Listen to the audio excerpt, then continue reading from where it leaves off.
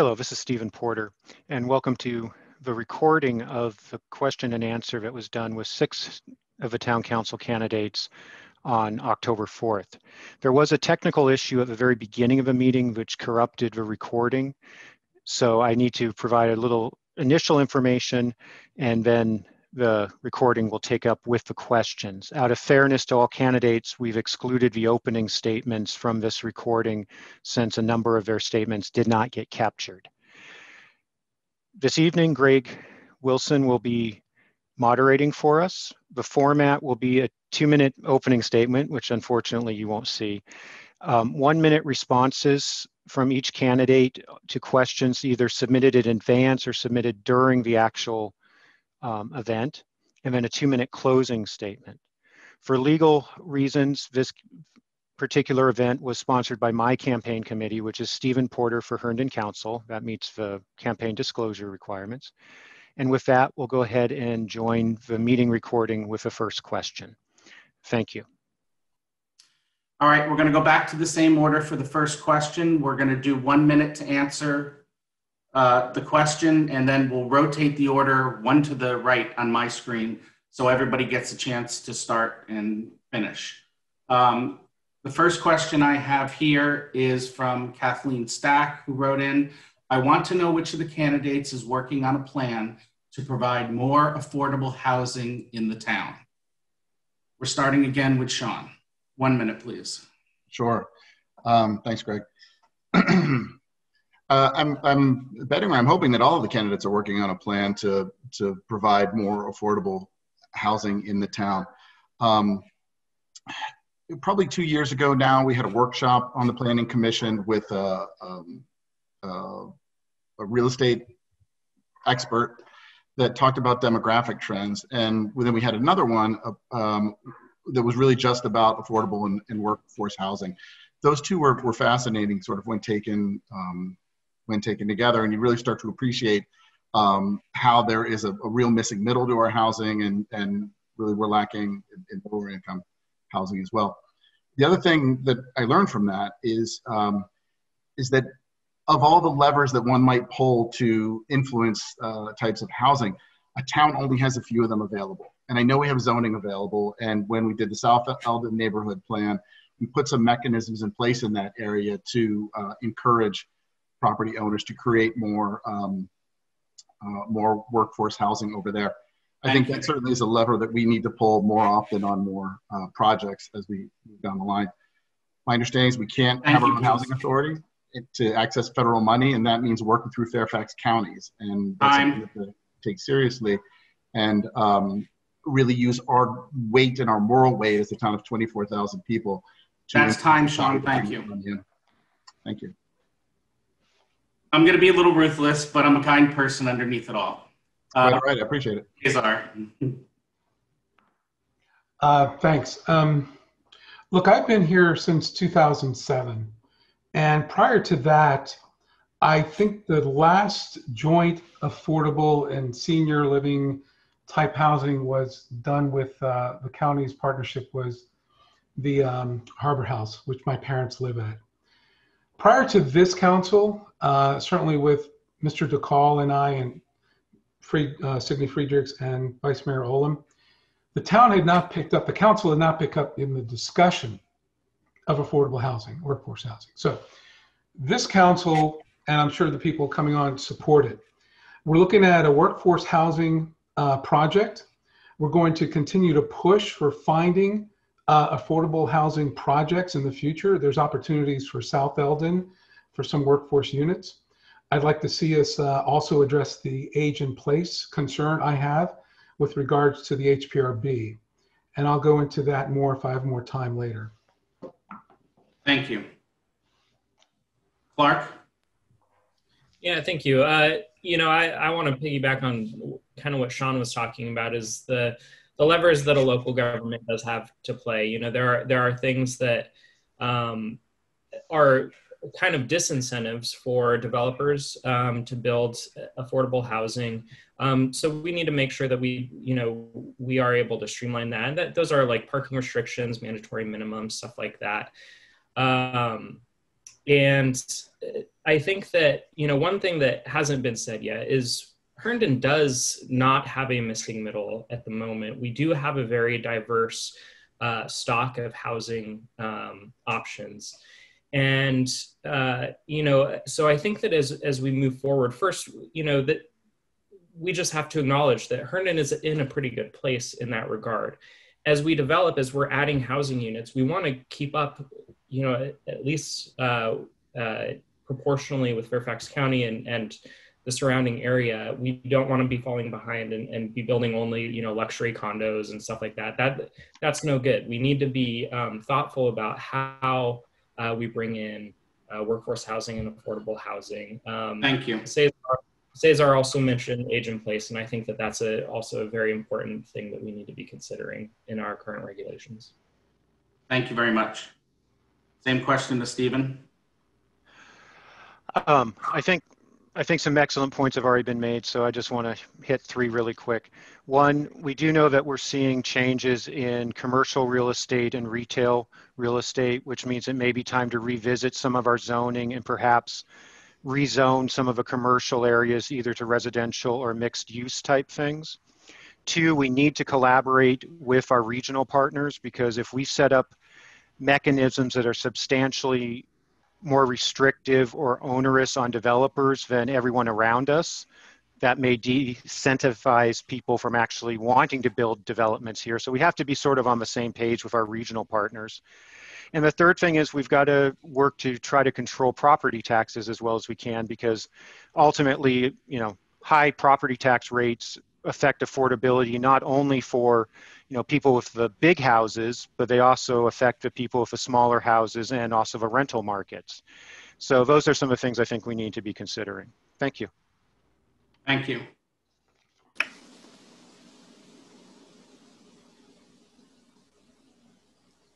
Same question to you, Signe. So a lot of the things have already been hit on, and I think we can all agree that there is a need for affordable housing in Herndon. The issue with Herndon is that it's already fairly densely settled and fairly well built out. And that is in comparison to the rest of Fairfax County. We're bounded by areas that have more space than we do to build new housing. So the strategy that we're trying to use right now, and we have been working on this for the past couple of years, is to either build out in the area around the metro station, which has low-level office buildings that are ripe for redevelopment. And when a developer comes to us and says, I really want to redevelop and this is my plan, we can say, that's a little too much density, but if you build workforce housing here where people can get to metro, then we might allow you, that's one of the zoning tools that we're able to use. The other, so repurposing buildings that are already in place or rebuilding them is a great strategy. I wouldn't like us to have way too much of one kind of housing as opposed to another, because it changes our schools and it changes our property taxes, as was mentioned before. If the thing that America provides as a nation is the opportunity to build wealth, and you build wealth through owning your own home, you need to make sure that the taxes are at a level that people can build wealth at. So I'll let that go. Thanks. Thank you. And Pradeep. I think the first step to solve any problem or any issue is to acknowledge there is an issue. So I'm very happy our council now has acknowledged there is an issue of affordable housing. And that's the reason why, as Council Member De La Guella rightly mentioned, we had the first ever, if I'm not mistaken, work session entirely dedicated on housing, and we discussed many options. We listened to, officials from Fairfax County, our staff, even, people from different organizations working on housing, etc., to see where we are. That was the first step we took. And it's not about, because Northern Virginia, the pricing is going really up. So house is still affordable, but the question is to whom, right? So if you see the workforce here, we have, I've met people, they work in Herndon, but they live in Pennsylvania or they live in West Virginia simply because the housing is not affordable. So we are working on this, but at the same time, this issue is not that easy to tackle because as local government, we have very less control, and we are working with Fairfax County, faith-based organization, Cornerstone, many other organizations. We can collaboratively work to tackle this issue, and I'm all in for this. Thank you. Thank you. Okay, second question is going to start with Cesar this time. And just to let everybody know, we did get a handful of questions ahead of time. I do see people are using the Q&A screen, and I will begin to pull those into my question list. If somebody asked multiple questions, I'm going to give people, each person, a chance to offer one before we double back and do the second or third offered by an individual. I see that as being the fair way to do it. So the next question that starts with Cesar from Walter Shorter. I would like to know, and some of you mentioned this in your opening remarks, I would like to know how long each of the new candidates have lived in Herndon. I think that any candidate should have resided in our town for at least 5 years to ensure they understand our communities. Cesar? Sure, appreciate the question. I moved here, closed on my townhome here in Fortnightly in 2007, June, I believe it was. I've lived in Northern Virginia since probably '88, Vienna and Reston. The thing that drove me to Herndon was running on the bike path and riding on the bike path, and I saw these really cool homes being built right off the bike path, and I was done. So, and I'd come to Friday Night Live a couple times. I really just liked, you know, the quaintness of the town and how it really felt. You know, I got to know it in terms of the restaurants, the businesses, and some of the up and coming offices that were, or companies that were moving here. So that was, that's been my experience with how long I've been here. Thank you. Clark? Yeah, I've lived in town since 2016 when my wife and I bought our home near the center of town. We've lived in the area since 2013. And yeah, I got involved right away. Been on the Board of Zoning Appeals for a few years now. I've been working on local government issues for a long time. I worked with the DC Attorney General's Office on land use issues way back in law school, and on communications issues with local governments for a while before that. I think that, you know, the thing that drew us here is because we were, you know, at a stage in life where we wanted to start a family. And so the community that was here was just, you know, I mentioned in my opening, so unique in Northern Virginia. It was that perfect mixture of affordable and a great small town community. That's why we chose here to settle down. So thank you. Thank you. Stephen? I moved to the region from the Seattle area where I grew up in 1993. As I mentioned before, my wife bought a condo off of Center Street in 2007, before, actually the same year that she met me. The following year I moved in with her, and we lived there until end of 2013 when we bought our current home over on Vine Street. We still own the condo as well, but we like it here. You know, my wife, especially being an extrovert, loves being close to, you know, being able to get down into the city or getting down into town. I like more of a small town, rural feel. So, you know, you get a little bit of that here as well. And so, you know, we love the shops, we love the restaurants. I especially love the restaurants. And, you know, and it's convenient to our workplaces. Yeah. And so just it's a nice place to live. So thank you. Thank you. As I said earlier, I moved here in 1996 from Italy, but I'm originally from Massachusetts, which has a very similar town structure, which is probably what drew me to Herndon. And since I moved here, I have been involved in virtually every aspect of the town, from what used to be called the Town Square Singers, the Herndon Fortnightly Club, the Friday Night Live, the Chamber of Commerce, the Festival Committee, 2 Rotary clubs, and I was for a number of years the executive director of the various arts nonprofits in town, and that involved a lot of fundraising. So I spent a lot of time going to businesses and individuals. So I do have very deep social roots in Herndon now. Thank you.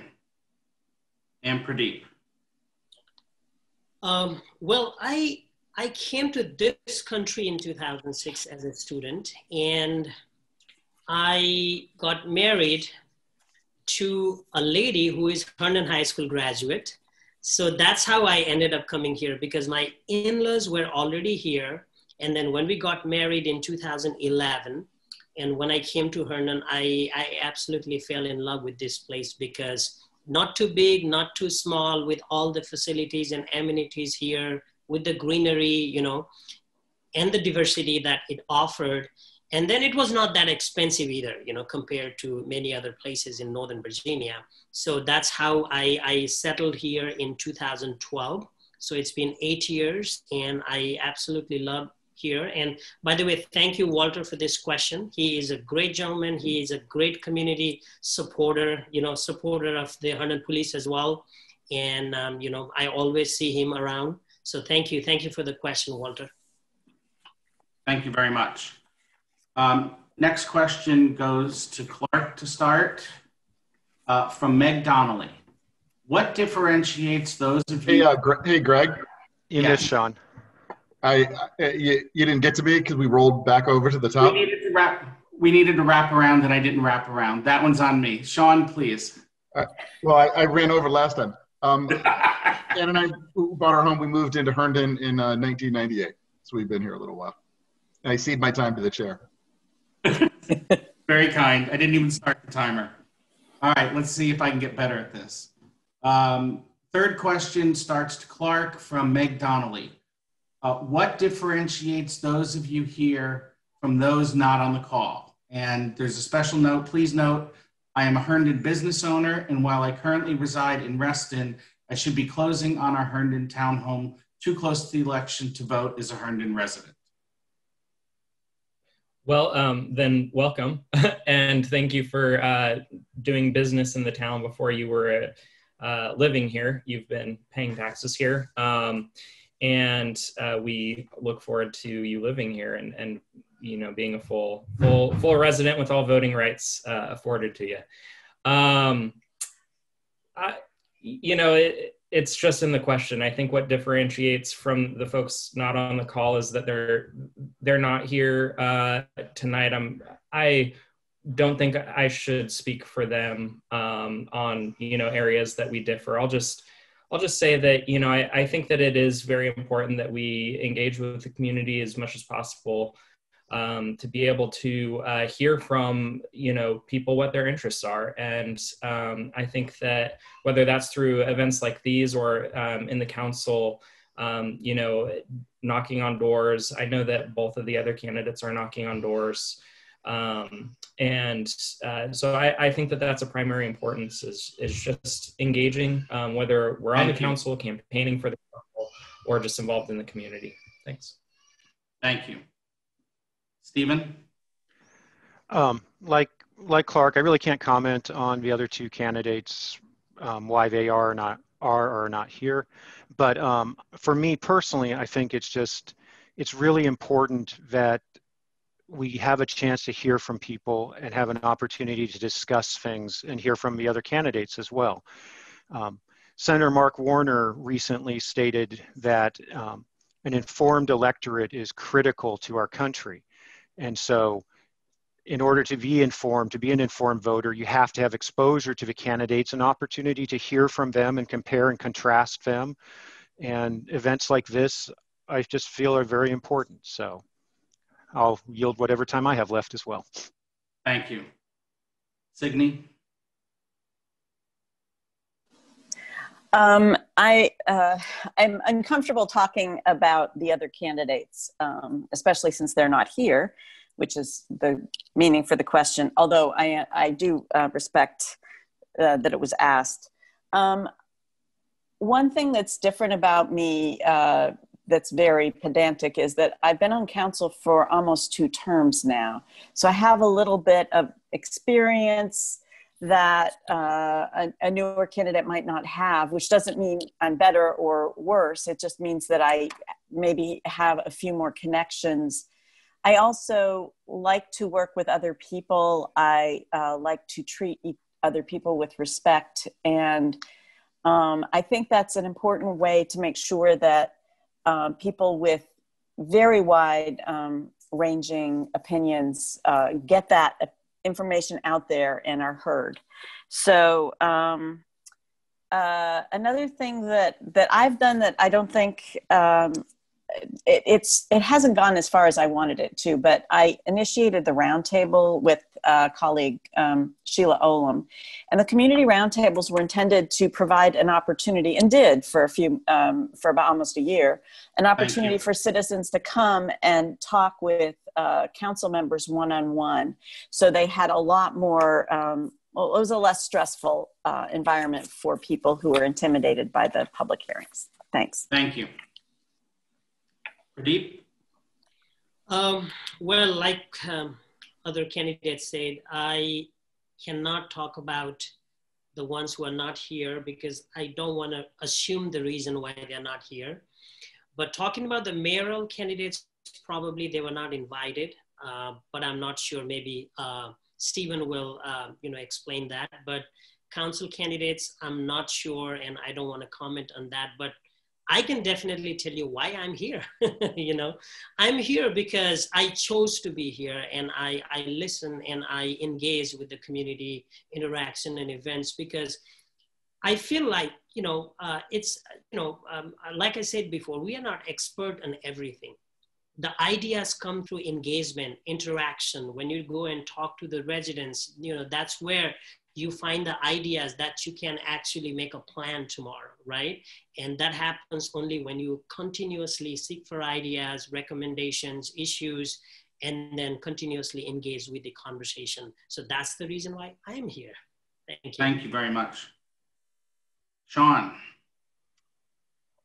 The question reminds me of the saying that it takes all kinds to make a world. And I think probably our political process by its nature attracts extroverted people that want to go out and shake hands and kiss babies and do all those sorts of things. But to govern and to lead, or frankly to get any kind of work done, introverted people, thoughtful people, different kinds of people are needed to do that. And if other people have different ways of campaigning and running, I think that's probably a really good thing. And I know that whoever of us here is successful, when we go to manage and actually work, it's tremendously valuable to have different kinds of people who think differently, who work differently, coming together. And you can't be afraid of those differences. You have to embrace them so that together you make something better, right? So I hope our process allows people to do it in a different way, because I know that we need to do it in a different way once we all get there. Thank you. Cesar. Yeah, I definitely appreciate the question. So I think I'll answer it this way. We all have personal things that tug at us: family, parents, friends, relationships. I had a friend's baptism that was scheduled this evening, but when I decided to run again, I made a commitment to try to talk to as many people as I can by whatever means I can. So I'm here because I want to hear the concerns of the voters. I read them off. There's 21 on the attendees. So I'm here to earn everyone's vote. I'm here to learn. I'm here to listen to different ideas. I'll be the first one to tell you, again, I don't have all the answers. So that's why I'm always looking for better ideas. I think I'm from the Jack Welch School of CEOs. You surround yourself or find great people and you solve problems. So that's why I'm here. Thank you. Okay, next question. Greg, could I just quickly clarify? Yes, please. Mayor candidates were not invited to this event. Only council candidates were. So Sheila and Roland were not invited to this particular event. Good. Next question, which starts with Stephen. And forgive me if I mispronounce your name, but I'm trying as best I can. Zoib. Currently, we have dual taxation of county and town. And even though there are so many things that town cover itself, our tax rate for county is same as the rest of the county. What are you going to do to reduce the tax burden on town residents without reducing the service? And how will you bring tax dollar from the county to the town? Well, first of all, I'm not sure how much we can reduce what Fairfax decides to charge, but we have to start by looking at our expenditures and what we prioritize as a community. Are there better ways to do something? Are there more cost-efficient ways of leveraging other aspects of our community, our businesses, our organizations, our residents to help make things less expensive in terms of tax dollars? The other thing when it comes to the tax rates particularly is we have to look at what we actually have to spend and then set the tax rate accordingly. I've seen some local governments, not necessarily this one, get lazy and they'll set the tax rate and then regardless of what's happening with the assessments, they'll just allow the amount people are paying to keep going up regardless of what the actual spending is. And yay, they have a surplus, right? I think you have to, when you look at those spending priorities, figure out how much they're going to cost and then adjust the tax rates accordingly. Sometimes that may be up, sometimes that may be down, but it needs to be an honest and transparent process. Thank you. Sydney.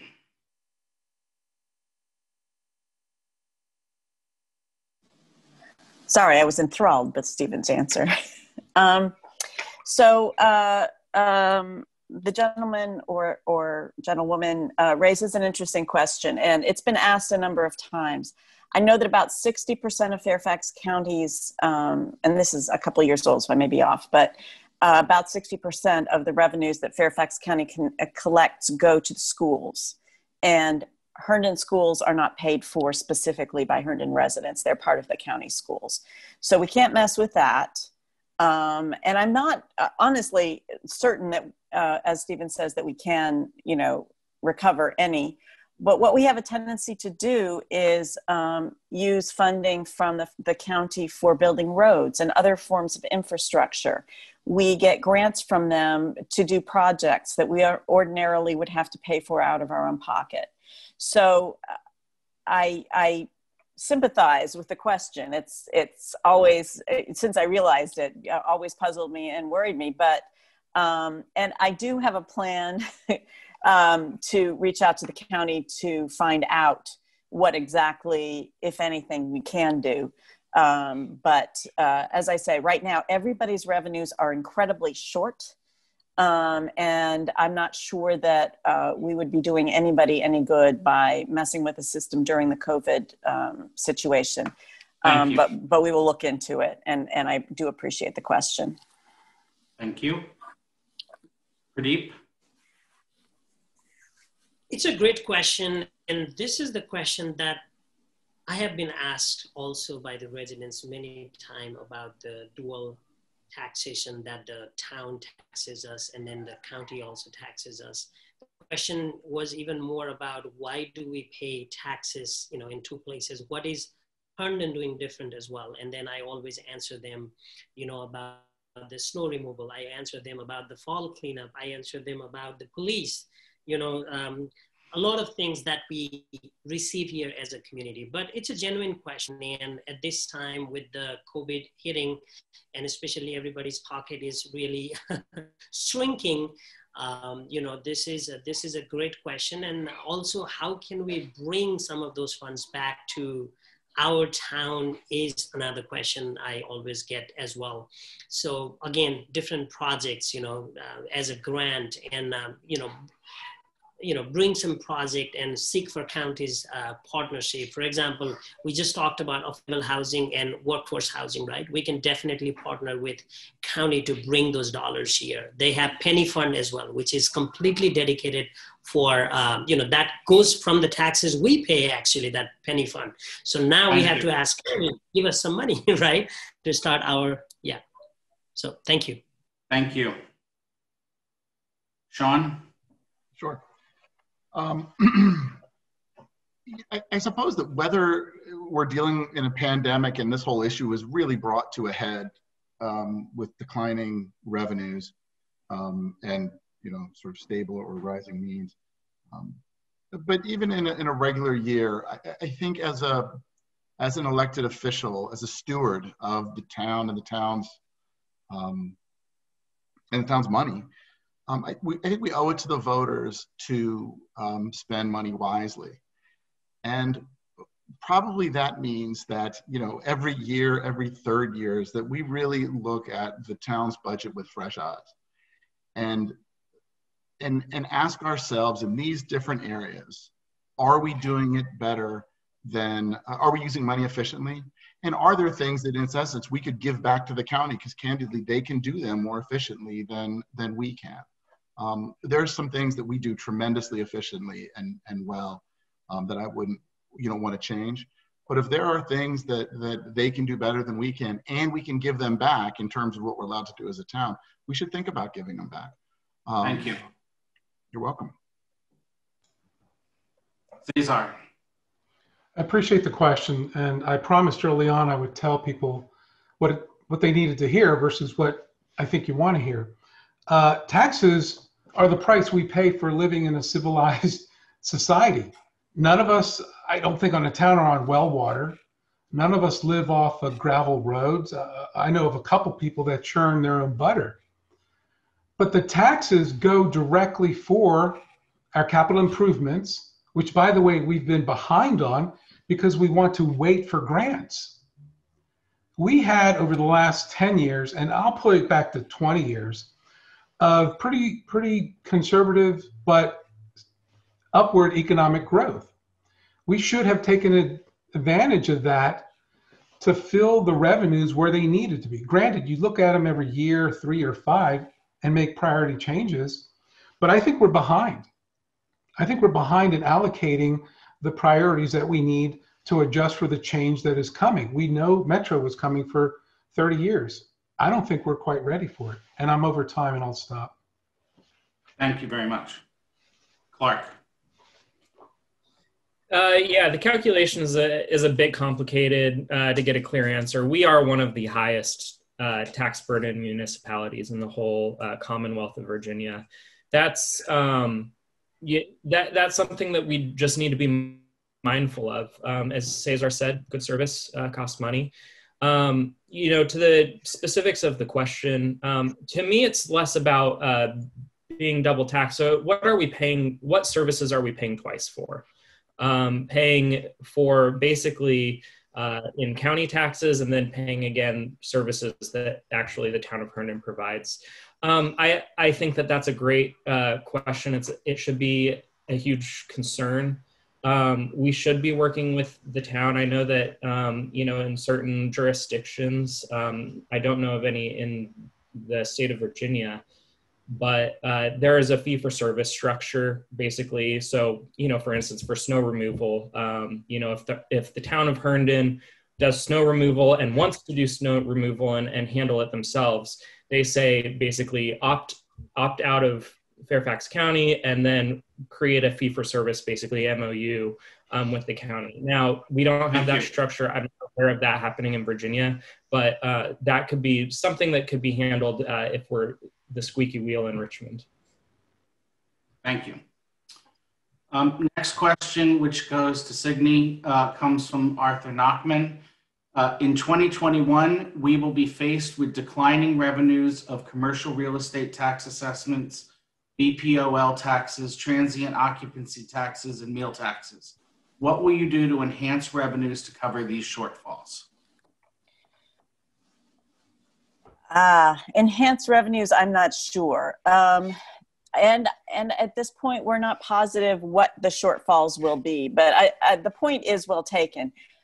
I've been sitting in on some calls with economists who are saying that right now, we're not really seeing the effects of the downturn that COVID has caused, and that those will continue to reverberate for quite some time. I don't anticipate raising taxes. I don't see any likelihood that taxes would be possible, that we would be able to raise revenues from any other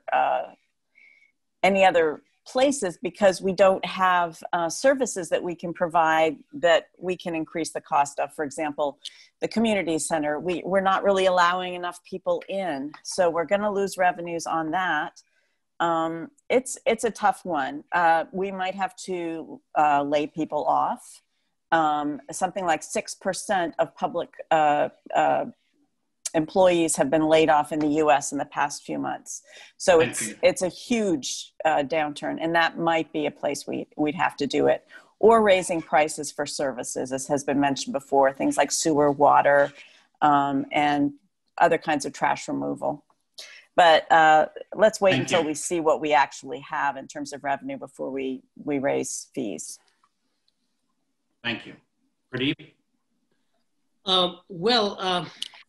Yes, as we all know what the impact of COVID is, but we still don't know how much the impact is, especially financial impact. So at this time, the first thing is, the data is, initially we didn't even have a data to kind of like project, what will be our revenue shortfall. Now we are getting some data, but it's not even enough to still analyze. But coming to revenue increase question, we can probably be a little creative on, utilizing the open spaces and everything. But again, this is COVID situation, so I don't know how, that works, but obviously seek more ideas. But at this time, what I can think of is, I do not think of increasing the taxes, because how much the government is hit, people are also hit by COVID. So at this time, I don't think it's a wise idea to increase the taxes to increase our revenue, but maybe we have to see the projects we have or any expenditure we have, what is the must have, what is the should have, what is the could have, and based on that, we have to prioritize, and maybe to match the shortfall, maybe we have to cut some of our expenses as well. Thank you. You're welcome.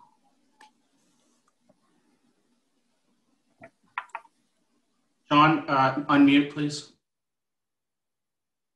Sure. So I'm not surprised this question came from Arthur Nachman. He knows Northern Virginia, the demographics here and the economy here, as well as just about anyone. And the question is spot on. Of the categories listed in the question, the town council can't do a whole lot about most of them. You almost focus on the question of meals taxes and start thinking, man, what else can we do to keep restaurants running through the winter? This council is not going to come in until January, and winter will be part of the way over. But outdoor dining has been tremendously successful for several restaurants, for many restaurants. And it's something that we probably should look at, bringing back in as soon as we can in 2021 and running it as long as we can. I'll also say what I would love to do is to put a toll booth on the Herndon Parkway and have Herndon residents not have to pay, but all the loud and cut through traffic have to pay a toll to cut around the toll road. Unfortunately, we can't do that, and it's a whole other problem, but we could balance the budget no problem, taxing cut through drivers. Great. Thank you. Cesar? Yeah, appreciate the question. So I think it's been said, it's going to be really tough for the next year from an economic standpoint to address that financially for the town and increase in revenues. But it brings up the bigger point, I think. Strategically, over the last 10 or 20 years, there's been this notion that we can't raise revenues or we shouldn't raise revenues. Well, revenues aren't just for capital improvement projects. They're to fund the increasing resources of the services that we provide that aren't going down year over year. We're in a hole there. Recycling, we need to fund that. All these other things, quite frankly, could have been funded with a very modest increase from 1 year or the next 3 years or skip a year. I think it was an example of this real quick. We refinanced some debt for the general fund to increase about $700K of operating expenses. We kicked that down the road. We shouldn't be refinancing our home just so we can pay the operation expenses. We had 2 months of reserves for the operating expenses. That should have never been allowed to happen. Thank you. Clark? Yeah, this is an incredibly difficult question. I don't think that now is a good time to be raising any significant tax rates because, you know, folks, whether they're small businesses, commercially zoned property owners, or homeowners, everybody is under strain right now. And like I mentioned in the last question, we already have an incredibly high tax burden in the area.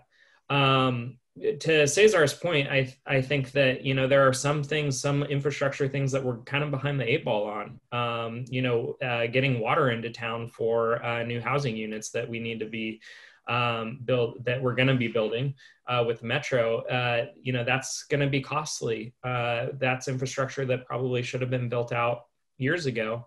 And the cost of water is increasing. So clean drinking water, that sort of thing. And so, you know, making those fees commensurate with the cost to the degree that the cost is going up, I think that that's something that we have to do. But really where the delta is cutting our expenses and trying to do that, trying to find efficiencies in our operating budget.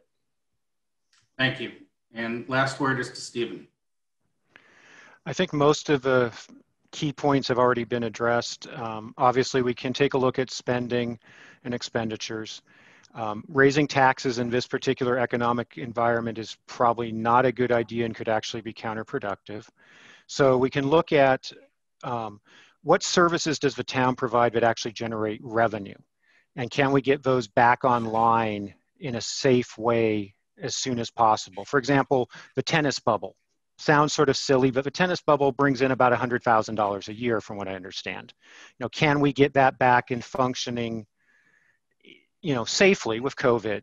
The other thing is, how do we, you know, DPOL, restaurant meals tax, transient occupancy tax, all those things require healthy running businesses and especially restaurants in this case. So how can we extend policies that we have put in place to help those businesses survive in the current environment and, you know, change, modify, and bring them forward to not only help them survive, but thrive?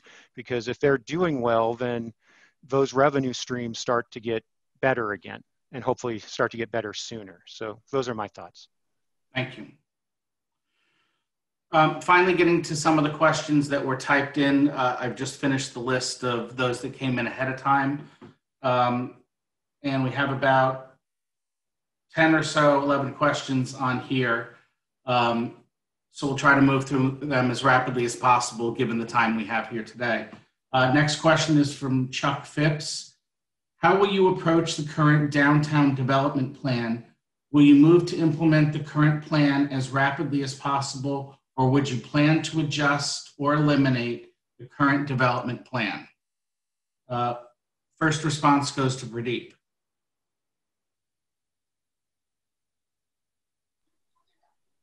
Thank you, Greg. This question, you know, we get all the time. So at this time, there is much less we can do because, you know, the downtown development plan has been there for years, and now it's already moving. I think it has, you know, passed the council level, you know, discussion and, you know, authorization before we even got on board.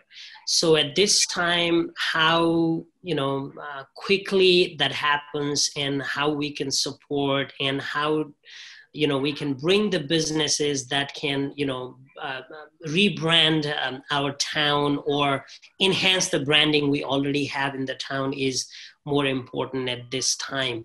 I think this discussion is still going on, and there is not much I can comment at this time on downtown redevelopment project because it's already going on. So, thank you, Sean. This is a tricky question because there's two types of candidates on right now, and we're not privy to the same information, right? So the current council members know things that other people don't, and probably their answer is coming through that lens. And so in some ways, when you hear Councilmember DeCal's answer, he's coming through a certain lens that he knows that I don't know. So when people are listening to these answers, I ask that they be mindful of that, right? We have different perspectives on this. What I can tell you, not knowing everything about the current negotiations that are confidential, is that given what's publicly available about the project, I would support it. I would like to see it happen as quickly as possible, as quickly as the market will allow it to happen. That's not to say that there aren't other things out there that I don't know, but given what's publicly available, I think it fits Herndon, and I would be very excited to see it happen quickly. Thank you. Cesar? Full disclosure, I am on council, and I should say no comment, but that would be lame to the crowd. I will say that both parties are at the altar. We all want to get married, but we're working out the prenup. So what that looks like and what that ends up like, it's really going to be a matter of how we negotiate and what we have as far as the desired outcome. I will tell you, we all want this to take place, but it has to make sense, certainly financially, but within the spirit of what most town residents want. And I think that's all I should say on it, but I'm on the side that we definitely want it, but we want this done responsibly. Thank you. Clark? Yeah, well, I'm not on the council, so I can say whatever I want. I think, we need to get moving on this. The approvals have already been sent. The cost of backing out at this point would be a legal nightmare. And a budgetary nightmare at this moment, not to mention the foregone revenues that we would be losing probably if we were to delay it unnaturally beyond what we've already been waiting for. I will say that, for the historic downtown, we need to be mindful in future development of lessons learned from this experience, how long it's going to take for these sorts of developments to take place. We also need to bind ourselves to, as a town, to a cohesive idea of what the downtown should look like. And we need to definitely be adhere to that so that we don't end up with sort of a hodgepodge of, 90s, 2000s, 2010s, 2020s sort of development and architecture. We have a historic downtown that's unique. We need to keep that. That's what we can, as the council and as residents, that's what we can control. Thank you. So, yeah. Stephen? As other people, I'm not on the council, so I don't have privy to that particular information. But as other people have said, I think, this has been something that's been going on, has been debated, challenged, everything else for years. I think at this point, it's hopefully going to be a done deal. I've told people I honestly do expect this to be an inked deal before the new council takes their seats in January, and I certainly hope that's true. I'm supportive of the effort. I do think there's lessons that we've learned that hopefully we can apply to future situations, both to make things a little more timely and perhaps figure out some of the other issues that we've had with this. As far as how to make it go quickly, that's going to be driven by Comstock, and that's going to be driven by market factors. Comstock wants to get this done as quickly as possible as well once the deal is signed, obviously because, land that doesn't have tenants doesn't bring in money. So I think once it's signed, they're going to work pretty aggressively as the market conditions allow them to get this done as quickly as they can. So thank you. Thank you. So I share the the thoughts of my fellow council members. We are still in negotiations. We are very positive and optimistic. And I came on council on a wave of people really wanting this to be done. I think about 2 years before I was elected, I was at a town council meeting that was packed to the gills with people saying, yes, this is what we want. This is great. So yes, the problem is that when something takes a long time, you lose that sort of feeling of moving forward. But I think we're right, as Cesar says, we're right at the altar. We're there. The minister is checking the rings in the back, but he'll be right in. So I'm very hopeful. Thanks. Thank you. Okay, I think we're back up to Sean to start this next round of answers. Wait, I have a quick question. Do ministers check rings? Of course, they do in my life. Don't they in yours? Not in Vegas. All right. Question Dang it. from Rick Kiefer. As we grow, we see more and more gridlock, especially coming off the toll road. The lights seem to accordion the traffic. How do you propose to handle the growing traffic issues? Well, gosh, I'm glad I got this question first. In some ways, I started to allude to it earlier. There are issues about light timing in the town. I mean, certainly, I'm not an expert to this, right? But I sit at the same lights that everybody else does, and I scratch my head about why they are signalized the way they are at different hours of the day. I wonder if part of that is just because traffic is different now because of COVID, and so you notice it more. So there probably are things we can do about signalization, but the fundamental problem about traffic in our town is cut-through traffic from Loudoun County and Points West to Reston and Fairfax and those places.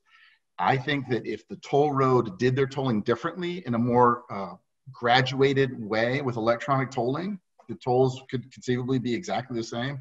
But if they were in smaller increments, people wouldn't try to get around the main toll plaza and cut through Herndon to do that.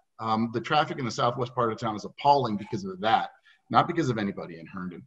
So I do think that we as a town need to take our political weight to Richmond, to the State Corporation Commission, to the people that run the Greenway, to the House of Delegates, and put pressure there to change the way the Greenway is run. Unfortunately, the operating agreement, the 10-year operating agreement, was renewed just last year, and it's probably going to be hard to change, but it's something that's worth doing. Thank you. Cesar. So I do like Sean's response from a strategic perspective. There are some things long-term that we can address. Short-term, operationally, tactically, I actually looked at this as far as some traffic calming solutions. And I think there were about 500 to 700K for lights, and just talk about Eldon, from once you get off of the County Parkway, coming into town on Eldon, all the way down towards South Eldon. I think to automate or upgrade or synchronize those with some type of AI, artificial intelligence, it was about that much money. Question is, do we want to prioritize that as a budget item? What do we cut in lieu of that? Or where do we find revenues to pay for that? These are the types of things that I think the next council has to do. This council for 2 years did not have that level of strategic planning session. And hats off to the vice mayor for trying to get that done. We never got that off the ground. I'm going to insist that the new mayor go ahead and plan those strategic retreats to get these types of things on the books. Thank you. Clark? Yeah, short of getting a time capsule and telling them to, build the buildings farther apart down Eldon Street. Yeah, I think that probably the the thing that we can do besides the signaling and the AI, which I think are great ideas and that, you know, might be worth prioritizing, is really, you know, working with the folks who run the Greenway and the toll road, and trying to find a solution that works for Herndon. That is the main traffic concern, is people cutting through, going between Loudoun and Fairfax County. And it is driven by inequitable tolls that sort of ratchet up the farther out you go into Loudoun. So I think that, I said it earlier, squeaky wheel gets the grease. I think that, you know, this is something that we just keep on needing to go to all the authorities, whether it's our folks in Richmond, going to Loudoun County, going to Fairfax County, going to the folks who run the toll roads, just really working with everybody and just say, this is a problem for us. You cannot continue to ignore it. This is a problem for us. Yeah. Stephen? I think probably most of the points have been made pretty well. Sean, Cesar, Clark. We have to, if we want to try to do much on this, it's going to require collaborating and possibly trying to strong arm as much as our small little town can strong arm some of the bigger players in the region and at the state level. There's very few tools that we have as a town to address this directly, as far as the dumping traffic out of Loudoun and things like that. In terms of the traffic, you know, there's a reason why traffic consulting engineers make really, really good money, because it is a tricky process. I think it may be worth exploring some of those options that Cesar and others have mentioned.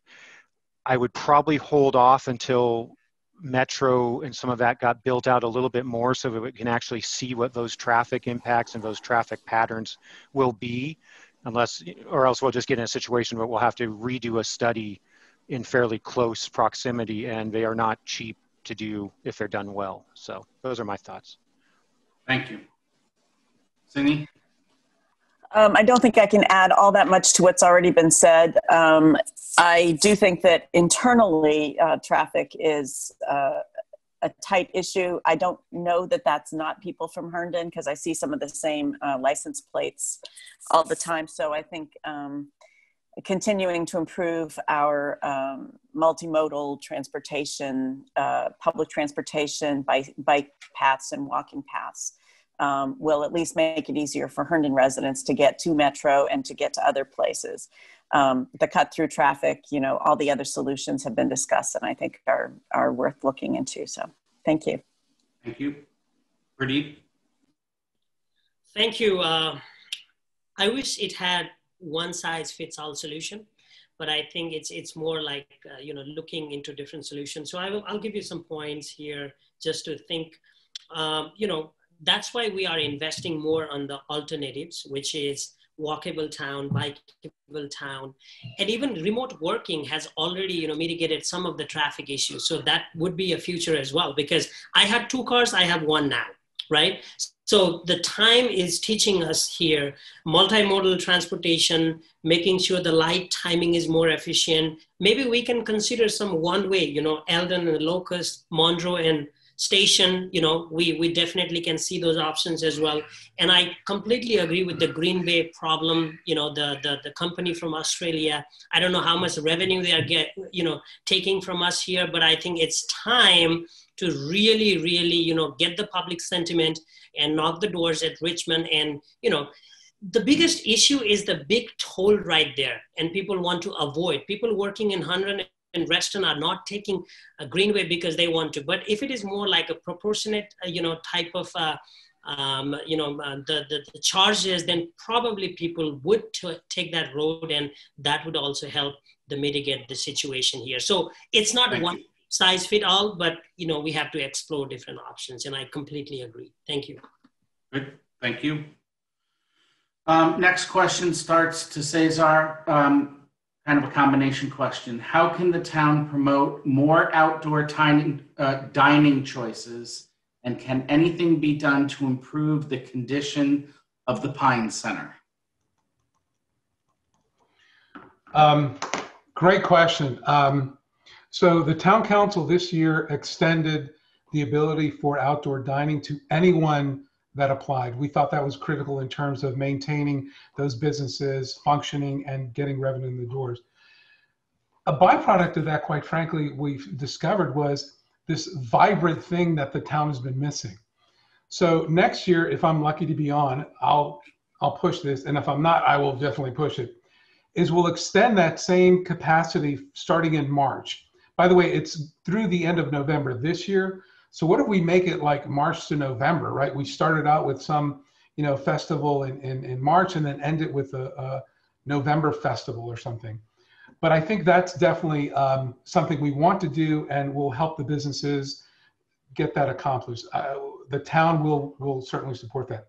The Pine Center, that's been a pain for a while because quite frankly, there's no incentive right now for that owner to do anything with it.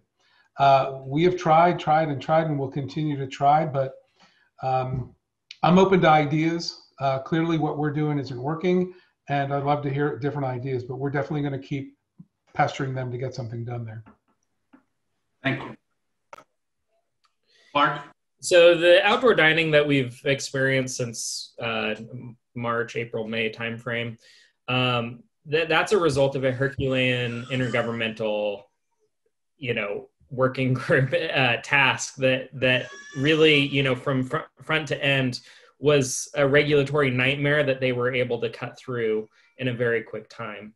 I would like to see that continued. I think that the lack of negative impact has perhaps shown a lot of bureaucrats and regulators that maybe some of those things were unnecessary, and we can move forward with that. From the town's perspective, I think that, to the degree that local, that state and federal regulations allow us, we absolutely need to take maximum. It's also a development question. Future development should have more space for outdoor dining. Regarding the Pine Center, this is, right by where I live. It is an eyesore. It's the worst. And as Cesar said, I do think the town has done as much as they can. I mean, they've gone and met with the owner. They've tried, doing everything short of, coming up with however millions of dollars that it would take to, get the guy to actually sell. But they might have even tried doing that. Thank you. Yeah, this is something that it's a waiting game, to be honest. Stephen? Pretty much everybody else has said, outdoor dining seems to be not only a good solution to deal with the COVID thing, but it's truly popular and something that we need to continue. We're seeing different places around the region establish, either temporary or permanent closures of some of their secondary roads to accommodate food courts and stuff. We've got that road in front of the municipal center or government center, whatever, the town hall, the new town hall. Do we actually need that particular road? I don't know, that'd be a study type thing, but that is potentially some space that we could create some decent outdoor dining. The one thing we have to be careful with that is, if we take up too much parking, it may negatively impact some of our smaller businesses. For example, I know like Eldon Tea Shop is a little worried that if they take away a lot of that parking to extend outdoor seating, how is that going to impact her business? So we have to be conscious of that. But it's something I definitely want to pursue as well, and I would look forward to working with any of these fine people on trying to make that happen. As far as the Pines go, yeah, bang my head against the desk. I've talked to the economic development guy. I know the town has been working hard to try to figure out how to make something happen there, and the general consensus is the owners are holding out for possible major property value hikes when the downtown redevelopment is done and the metro's in and all that fun stuff. So thanks. Thank you. Yeah, so I too am enthralled with the outdoor dining situation, and every day somebody will stop me and say, sitting outside at the breeze is such a pleasure. I love sitting in front of Green Lizard. And you can see people greeting each other and so forth. The reason that it was not allowed in the past is because that we have essentially sold those parking spaces to the businesses, and they pay a fee every year. I mean, they paid initial fee of like $15,000 per space. And then every year they pay upkeep on it. And that money is going into a parking garage fund. So when we do build the build out, the downtown redevelopment, there will be a parking garage. I'm thinking that once the parking garage goes up, there's no reason not to use those spaces for outdoor dining, but that is up to the businesses themselves because they own them. So let's see, the Pines, yeah. The mayor told me many years ago that she and the then state delegate's wife, who is the mover and shaker in town, went to the owner and basically said, how does it feel to be the most hated man in Herndon? And he basically said, I don't care. So yeah, we would like to do something with them. Virginia is a very strong property rights state. And I think a lot of us really like that. So, you know, we can't abuse them, and they have all the right they want to their own personal property. So we'll try. Thank you. Some more. Thank you. So it's a good question as well.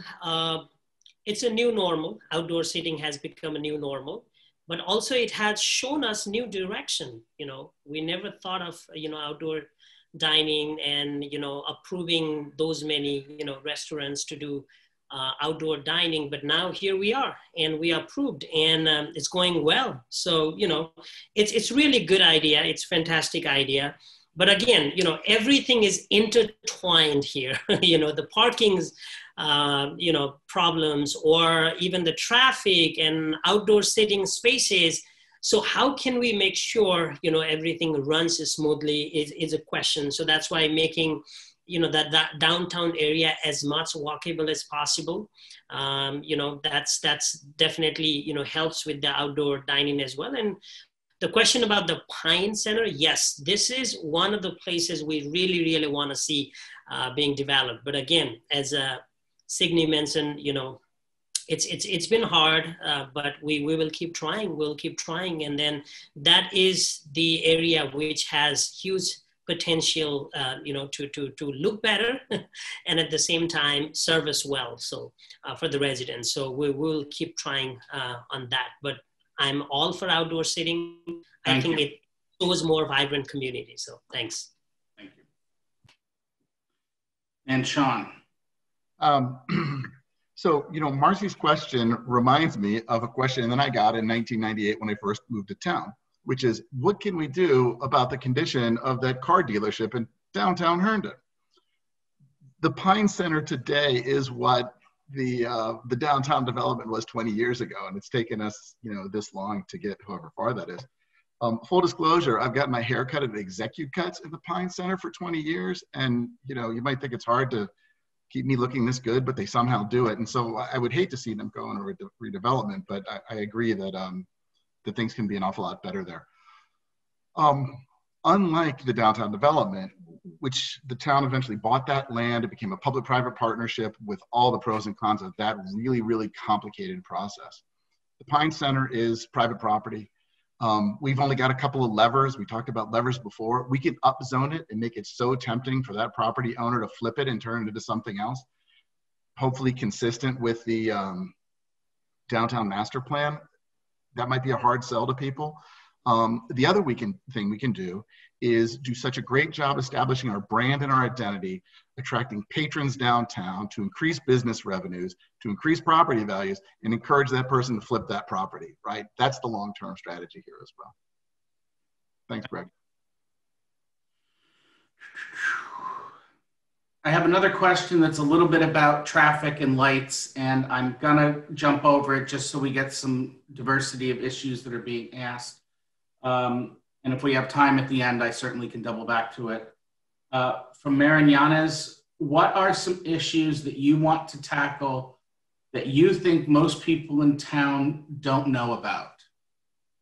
And I believe this round starts to Clark. Keep me honest if that's not right. Yeah. You know, I think that for anyone who's not a small business owner, anyone who hasn't had to go through Historic Preservation Board review or a BZA review, some of the processes in the town are burdensome for business owners and property owners.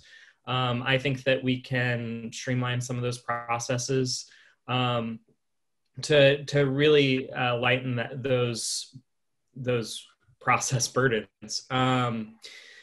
So that's something that, working on the BZA, I've seen folks, waiting months for, months and months to see if they can, build their, architect plan, to build on, or a fence or whatever it is, and I just don't think that that's necessary. There are some easy questions that we can expedite.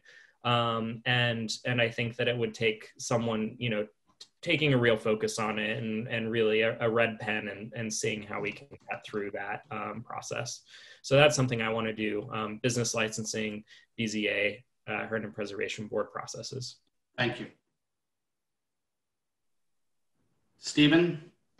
I'm just going to basically say ditto to everything Clark just said on those things. I think those are all very important. A lot of people don't realize until they're into them how difficult a lot of our processes can be, especially, I would say, the historic board stuff and also our businesses. It's very hard for new businesses to understand how to get set up and thrive in this town. And the other thing, though, I think, and this is more about, Cesar and his strategic type planning, is we haven't necessarily been looking well enough at our long-term infrastructure things. I don't think people realize how critical some of those are going to get and how fast they're going to get critical. I was talking to Mr. Ashton recently, and he was pointing out that we're actually expected to hit our sewage capacity pretty soon. And people don't really think about sewers until they really need to think about sewers, which of course is the wrong time to be thinking about them. So there are things like that that people aren't necessarily thinking about, that the council has an obligation to our community to think about, to make sure that we're getting on top of and planning for. And these aren't things that are going to be done in one council cycle. These are things that have to be looked at and looked ahead, 5, 6, 10 years if we're going to do it right and do it cost effectively. Thank you.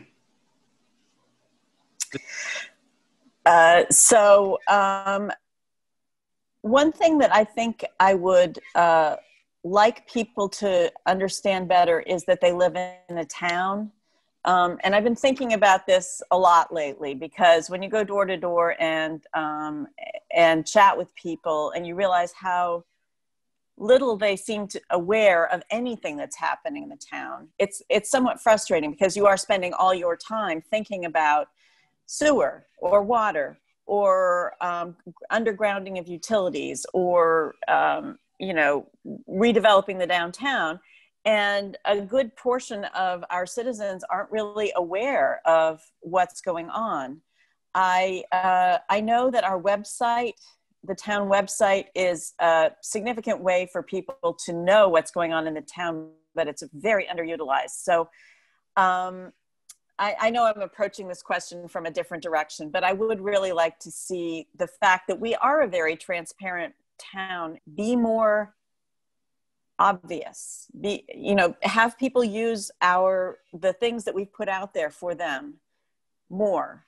And so I think the communications issue that we have needs to be pounded on again and again and again. We're getting better and better all the time, but I really do think that this is an area where we could make a lot of changes, and those changes would benefit people a lot.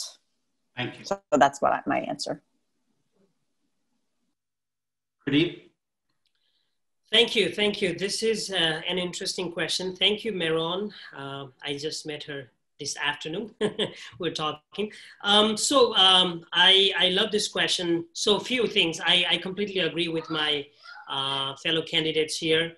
Updating the outdated or not so relevant, ordinances or laws, we have to change that. We have to make it more relevant. For example, HPRV itself, right? Another one is helping the small businesses. I completely agree, because if I want to open businesses, the processes may not be that easy to follow. So we want to, and I was actually talking to Fairfax County Economic Development Authority to bring them here to provide some training. So what goes in county, what goes in town, how do you start your businesses? If you want to start business from your home, how do you do that? I was talking to actually our business development manager, and he was talking to FCDEA, but COVID happened, and that we could not do it, but we will definitely continue that. Another one, I agree with Signy, our data, our web, our URL has to be more updated so people can get the information they are looking for. Another one people may not, they know, but they have not seen is the diversity. The diversity we have, but we have not celebrated the diversity. When you go to the downtown, do you see people from different background and races coming there and celebrating together? Maybe not. As much as, we have a majority minority town, but we don't see that celebration. So how about, having a Bollywood song or Spanish song or Arabic song in Friday Night Live? How about, opening a multicultural committee where people from different races come together and share ideas? That's what I think we have to start doing. Thank you. Thank you. Sean. I think I'd almost want to pick up where Pradeep left off. When my kids were at Herndon Elementary School, I remember a flyer coming home that said something like, the primary language spoken in the homes of the 800 or so kids at Herndon Elementary. There was something like 70 or 80 primary languages spoken there, right? I mean, Pradeep says it's majority minority. Even that majority minority is amazingly diverse, right?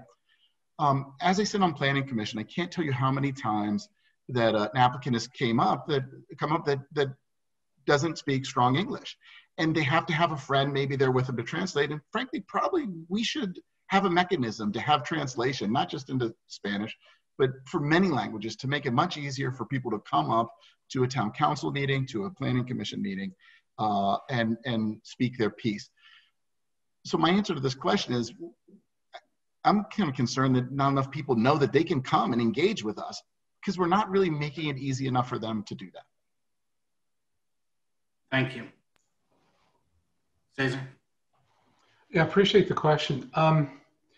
I think everyone's talking about the same thing here. We got to change, right? We got to provide a foundation that change happens easily. But I think at the high level, I'd like to propose a brand awareness for Herndon. Like, why would anyone come here? Why would a developer want to develop here? Why would a business want to come here?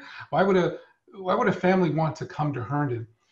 The It's On thing, I kind of get it, but it doesn't really grab me. Herndon doesn't really have a brand. And in order to make the awareness happen, we need that brand to really define who we are today. We're very different today than we were 10, 20 years ago. So I'd like to initiate that sort of rebranding initiative, because I think it goes forward with some of this more strategic things. How do we lure the right businesses, the right investors, and things like that to the town? Thank you. And I think that completes this cycle. Moving on to the next question, correct? Good. So from Ian McDonald, for new candidates, how many town council meetings or committee meetings have you attended? For candidates being reelected, how many sessions have you missed, and what committees do you participate in? So this, I believe, starts with Stephen. I'm not an incumbent. I don't sit on any of the town boards or commissions. I have, however, since early February, attended every single town council work session and public hearing. I think it's important to get plugged in as much as you can to that process, so that if the voters do trust me with their vote and I am elected, that I'm able to hit the ground somewhat running. Obviously, I don't have access to the executive sessions or things like that, so I'd be a little bit behind, but I think by attending these very, very consistently, it puts me in a better place to hit the ground running than if I was coming in cold in January. Thank you. I am an incumbent. To my knowledge, I haven't missed any meetings this year or last year, but I have missed some in previous years. I have, and in fact, the year before I got on council, I attended almost every meeting. I sit on a number of committees. I sit on the Grant Oversight Committee, which when staff has developed an idea, I and a couple of other people from different commissions, like the Planning Commission, will look over the project and kind of consider whether or not we think it's beneficial to the community.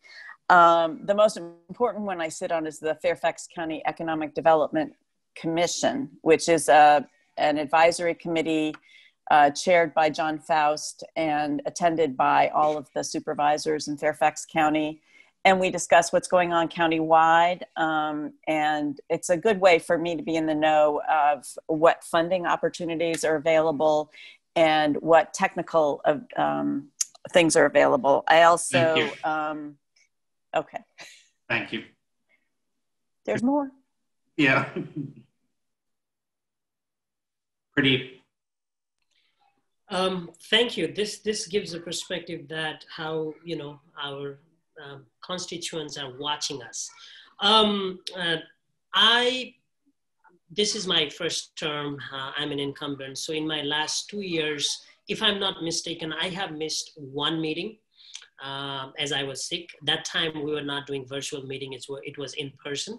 Other than that, I don't think I have missed any meetings. And on top of that, you know, a lot of other activities happens in the community in Northern Virginia where I can actually go and learn about the issues, about housing, about, you know, community forums. I have gone to many of those because being the first time council member, there was a challenge for me to learn so many things at the same time, not just what is happening in the town, but in the, you know, neighboring jurisdiction as well. And what is happening in a community level through different, you know, charity, nonprofit organization, what they are doing. So I felt like that was very important for me to learn. That way I can serve better to our constituents. So I went to many of those meetings as well. Thanks. Thank you. Sean? Right, so I'm not on the town council, and I probably watch, you know, a quarter of the meetings, I would think, generally online. I rarely go in person. I am on the Planning Commission. I've been there for 8 years. And I would say on average, I miss 1 or 1.5. But between the 12 public hearings, 12 work sessions a year, I probably miss 1.5 a year, just as work or personal things, you know, take me away. I think that's fairly typical. In addition, I was on the committee, an economic development committee years ago that did some analysis and then really recommended that the town have an economic development officer. I was on a brand committee that was the origin of the It's On logo that Cesar mentioned the other day. And I was on the committee that designed the stone monuments at the places where the roads enter the town. So I've been pretty involved over the years in an increasing way. Greg? Thank you. Cesar? And I apologize if I got this wrong, but I think in 2 years I've missed 1 work session and 1 public hearing. But again, I apologize if I'm incorrect on that. I know I'm not the perfect one. I think that's either Signe or Pradeep. They've taken the perfect attendance record, and I'm definitely not the person that missed the most. I'll just say that. I'm also on the, I chair the PBAC committee, the Bicycle Pedestrian Advisory Committee. I love that. I think it's, I just love being part of making Herndon more walkable and bike friendly. I also volunteer as a reserve deputy sheriff for the Fairfax County Sheriff's Office. So I do give time back in providing a safe place for kids that have parents that have restraining orders against them. So look, like all of us here, we love this community and we want to give back to it. So thank you. Thank you. Clark. Yeah, I just want to quickly plug all council meetings, all public council meetings are recorded. I've probably watched half of them over the last few years. I usually try to look at the agenda first to see if it's too boring, to be honest. But you know, if there's an issue that looks interesting, to sort of whether it's zoning, which is sort of my wheelhouse on these issues, I'll usually watch through. I would encourage anybody, any citizen, to go back and watch. Since they've gone online, I don't remember exactly when I started attending them online, but over the past few months, I know that I've only not watched one live, and then I went back and watched it later. Attended it live. On the BZA, I have not missed any of our meetings. So, yeah. Thank you. Last question, and then we'll move to closing remarks. And I believe this one starts with you, Signe, from Wallace Angel or Wallace on. After going through the long drawn out process of building a house in Herndon 2 years ago, how do we streamline the approval and permitting process in order to encourage development in the town? As can be seen by projects that take years to get off the ground because of drawn out approvals, we end up discouraging and chasing away businesses because our inefficient processes.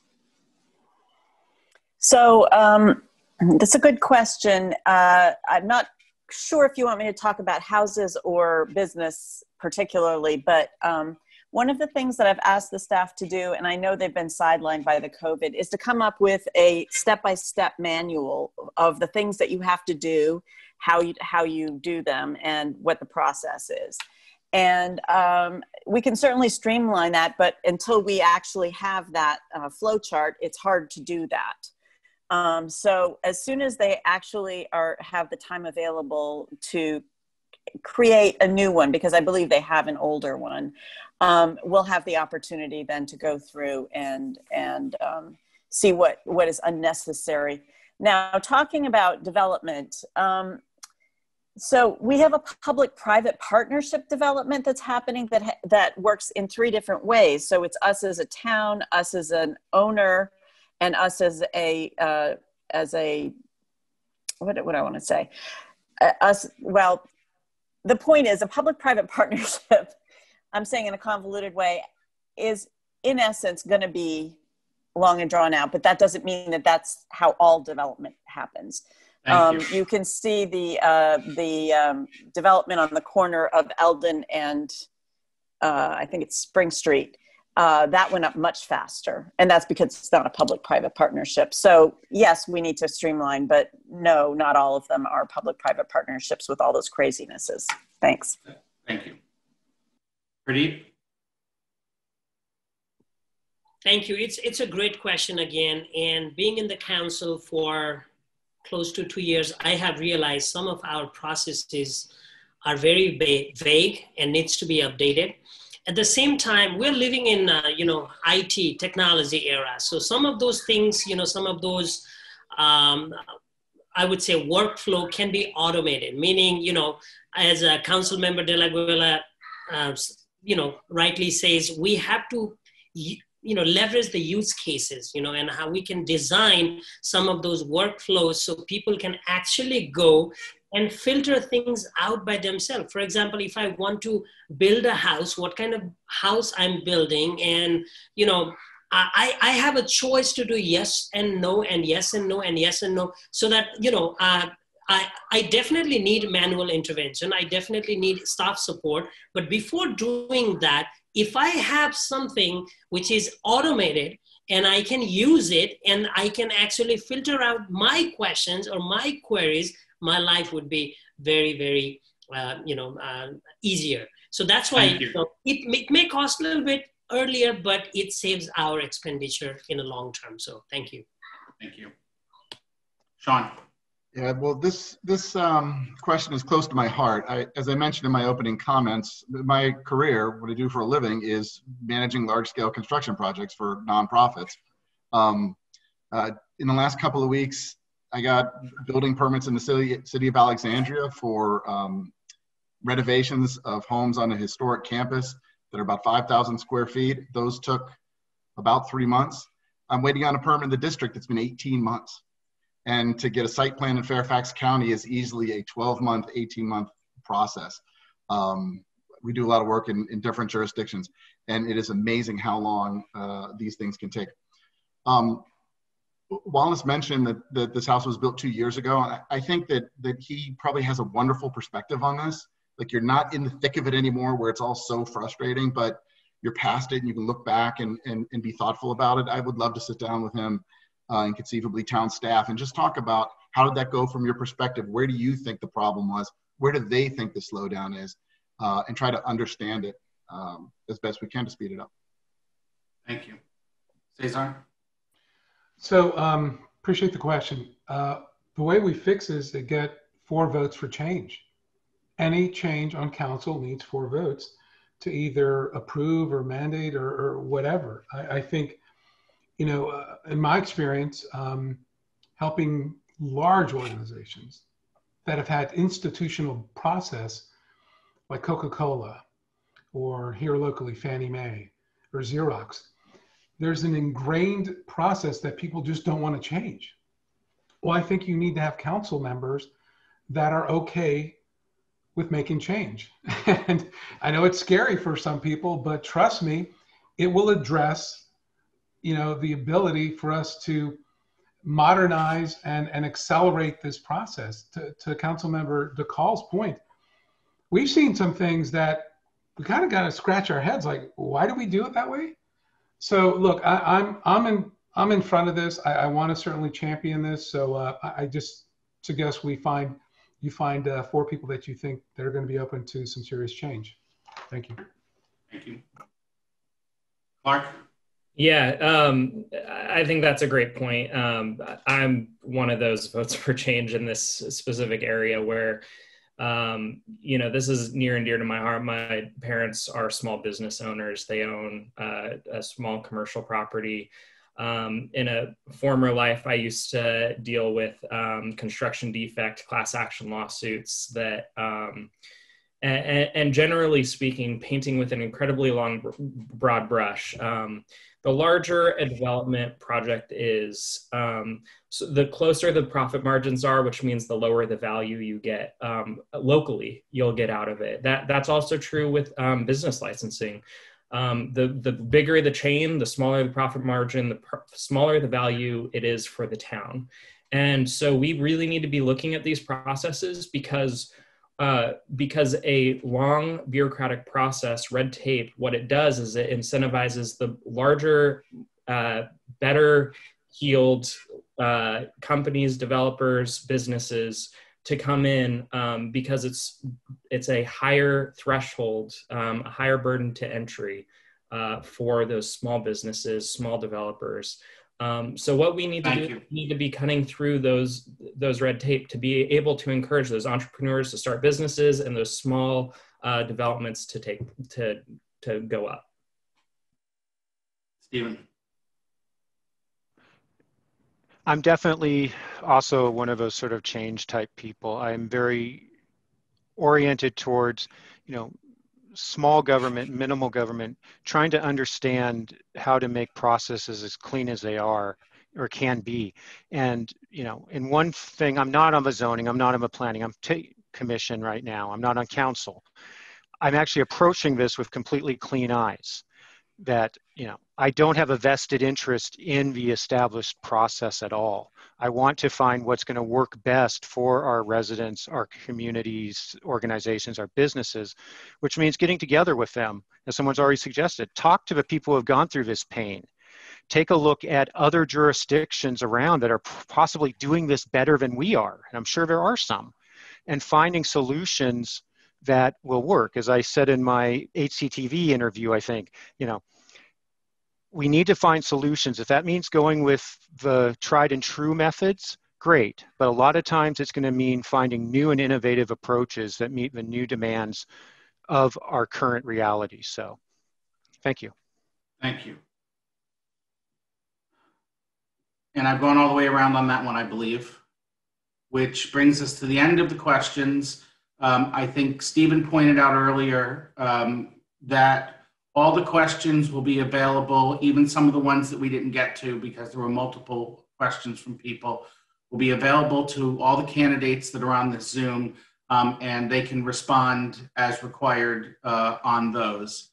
So just given the time we have, we want to give enough time for everyone to give a 2-minute closing remarks. We're going to do it in reverse order, which means Pradeep is up first to give 2 minutes. Get your props ready, everybody. It's your 2 minutes, Pradeep. All right, thank you, Greg. It's been a wonderful session today.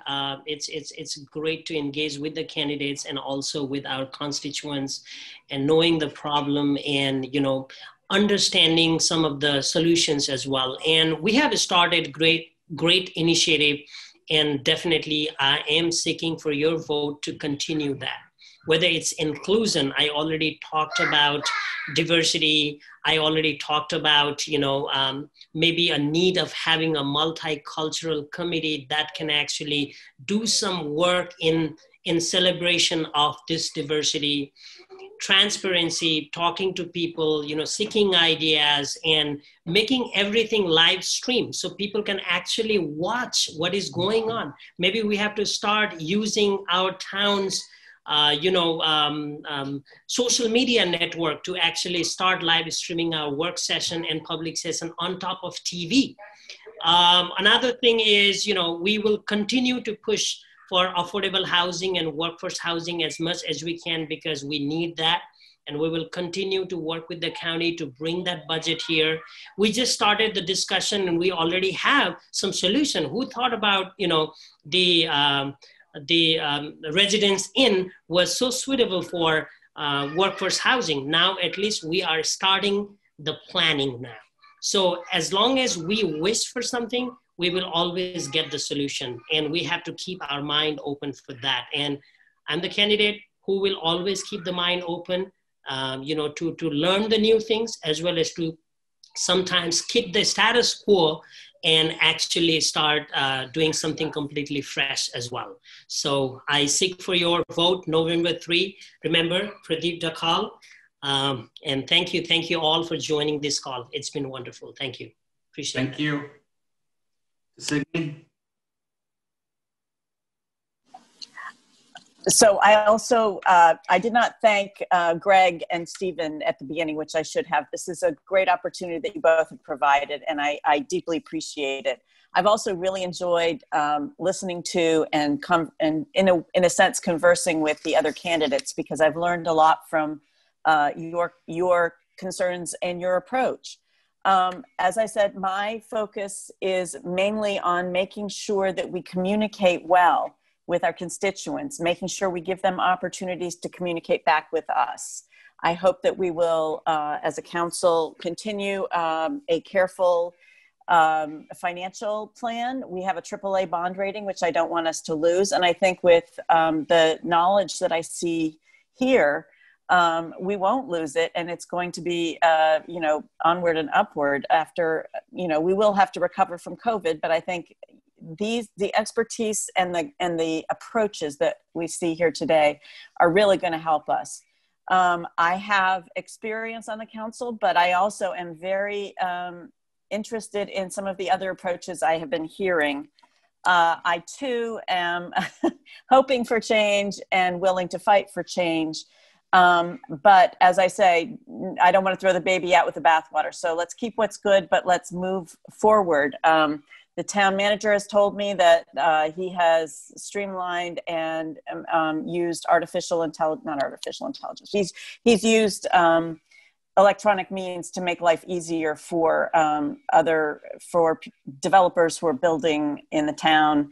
And as well as residents and business people. So I think that, having dining downtown outside, getting through this crazy COVID, working on multimodal transportation, all these things, they're ongoing, they've never stopped, and the new energy that I'm seeing in this room is going to make them better and better. So I'm asking for your vote.